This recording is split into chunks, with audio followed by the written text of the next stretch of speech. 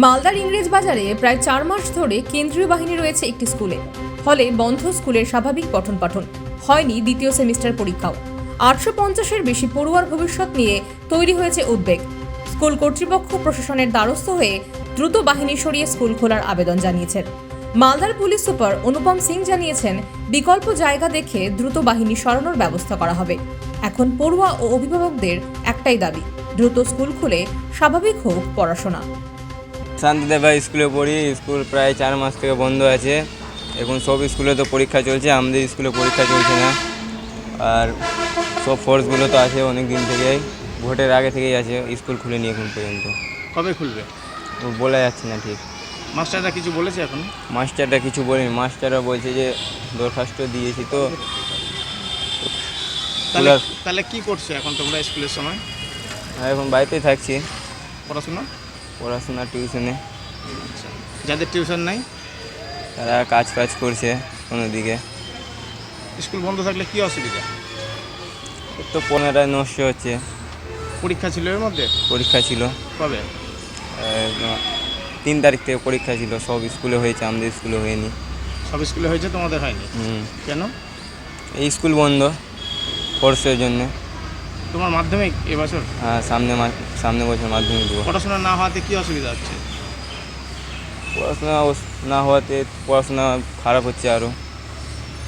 কি চাইছো তোমরা? চাইছি স্কুল খুলুক। তোমার নাম? আমার নাম হচ্ছে অভিজিৎ মণ্ডল। কী নাম? অভিজিৎ মণ্ডল, কোন ক্লাস? ক্লাস 10।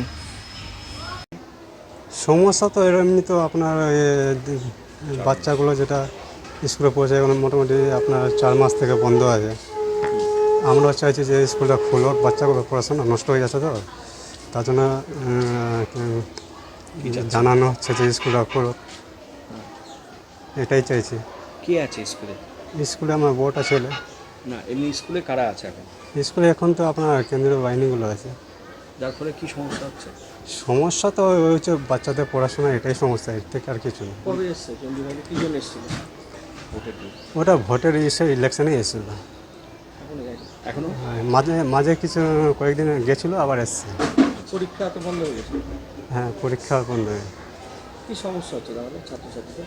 ছাত্রছাত্রীদের সমস্যা হচ্ছে যে পড়াশোনাটা যেটা যে বন্ধ হয়ে যাচ্ছে কি না, তার ওই পড়াশোনাটা ফিরে পাচ্ছে না, মানে প্রায় তো বন্ধ হয়ে যাচ্ছে। ক্লাস 5-এ।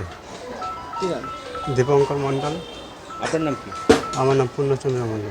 পূর্ণচন্দ্র। সিআইএসএফ বলতে হবে। ইলেকশনের পারপাসেই, ইলেকশনের আগে থেকেই সেন্ট্রাল ফোর্স আছেন, দীর্ঘদিন হয়ে গেল।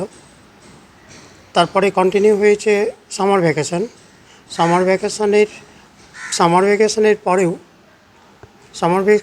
পরে 1 জুন থেকে আমাদের স্কুল মাঝখানে একটু খুলেছিল, দিন 10-12 দিন ক্লাস হয়েছে। তারপরে আবার ওনারা এসেছেন। এখনও পর্যন্ত তারা আছেন। আমাদের স্কুলে পড়াশোনা নানান রকমের ব্যবস্থা থেকে আমাদের স্কুলের বাচ্চারা টোটালি বঞ্চিত আছে।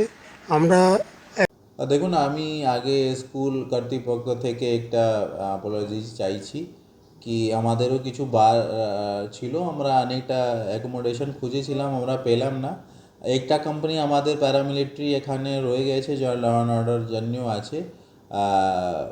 ওটা আমরা এখন ডিএম স্যার সঙ্গে কথা বলেছি, আমাদেরও টিমকে বলেছি কি যদি আমরা কোনো অল্টারনেটিভ স্থানটা খুঁজতে পারি। কিন্তু আপনারা জানেন কি একটা প্যারামিলিটারি যেখানে 80 থেকে 90 জওয়ান থাকে, ওনাদেরকে কন্টিনিউয়াস রাখার জন্য একটা প্রপার সেট আপ লাগবে, যেখানে সেখানে ওনাদেরকে আমরা ট্রান্সফার করতে পারি না। তো আমরা ওই জায়গাটা খুঁজছি। আশা করছি যদি আমরা তাড়াতাড়ি জায়গা পেয়ে যাই, ওনাদেরকে আমরা ওই জায়গাটা শিফট করে দেবো, তারপরে স্কুলটা ফাঁকা আমরা করে দেবো। এটাই আমাদের বক্তব্য।